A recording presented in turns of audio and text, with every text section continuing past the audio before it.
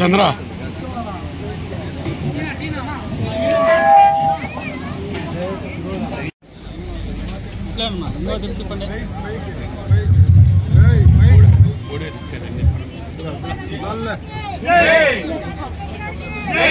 గోపానందరెడ్డి నాయకత్వం, గోపానందరెడ్డి నాయకత్వం, గోపానందరెడ్డి నాయకత్వం.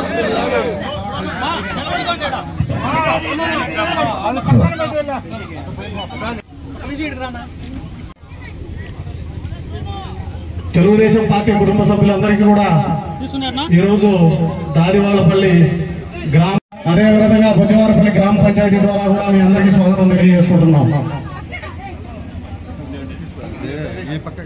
అందరూ కూడా దయచేసి సహకరించి తెలియవలసిందిగా కోరుతున్నాం.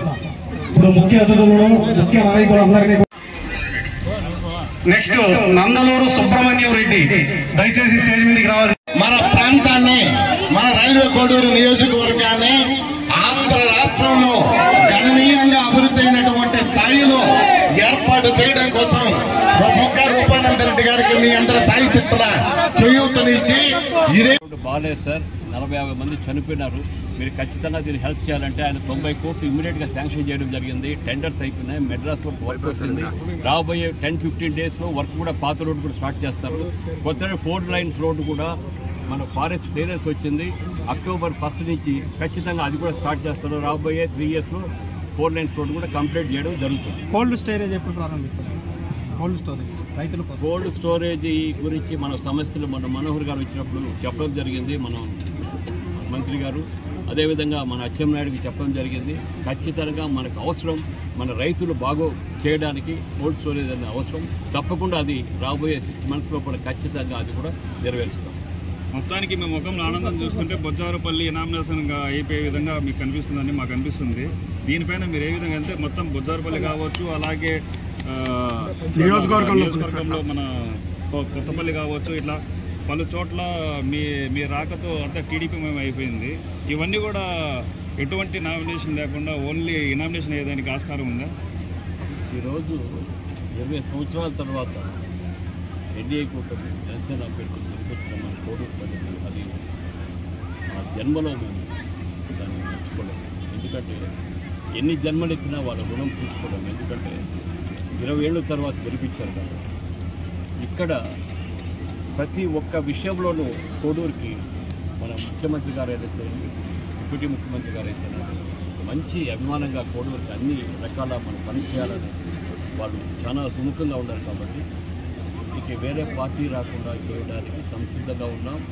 వైఎస్ఆర్ కాంగ్రెస్ పార్టీ 60-70% సాధే అవుతుంది.